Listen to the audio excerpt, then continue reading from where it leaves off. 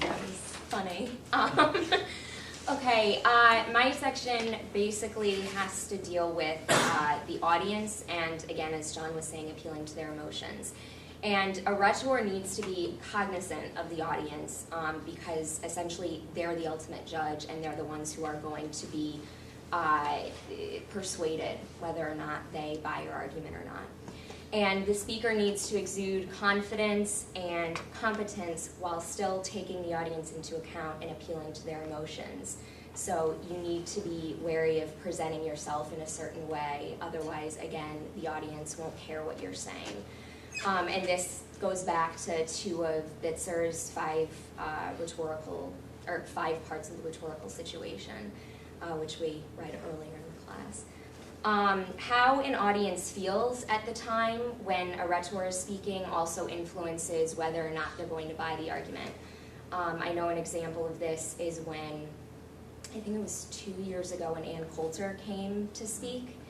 I definitely came into that rhetorical situation with a very distinct emotion, that being, I was very cynical when I was there as an audience member.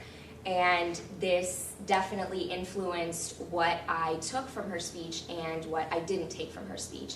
And also another thing that influenced me was she seemed to be judging people when they would ask questions, and her answers would be very defensive, and this is something that a good rhetor should definitely not do if they want their argument to appeal to an audience, to all members of an audience, not just the people who agree with you.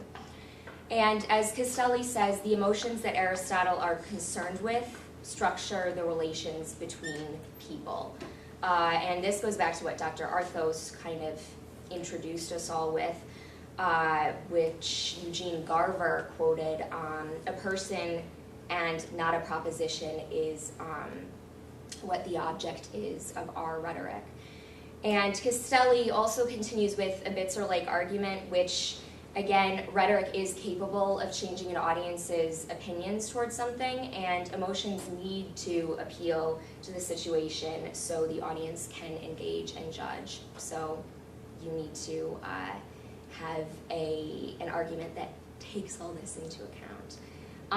An example of how a rhetor's emotions can actually change and influence someone's prior opinion is Hillary Clinton in, I think it was January, the beginning of 2007, when she was in a coffee shop in New Hampshire and she was trying to persuade, I think she was with 18 or so people, which I think 14 of them were women, and these were undecided voters at the time, and she was trying to appeal to them by giving her stance on how she thinks she would be able to change our country.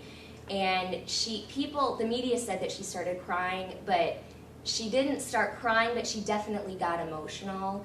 And emotional meaning, supposedly there were tears in her eyes that were ready to come down. But this definitely appealed to people who may have been on the fence about whether or not they were going to vote for her in the primaries.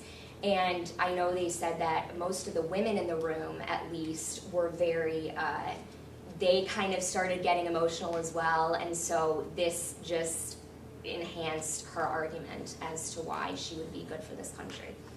And I don't have anyone to take this over, so yeah, that's it. So we'll finish on Wednesday then.